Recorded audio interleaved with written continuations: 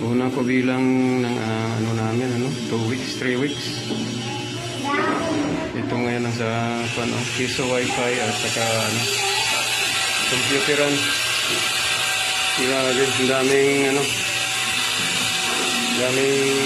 barya. Ito.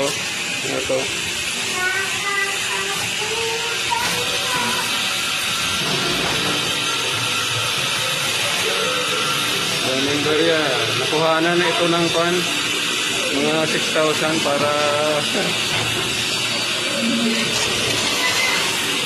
Sudan o kanin,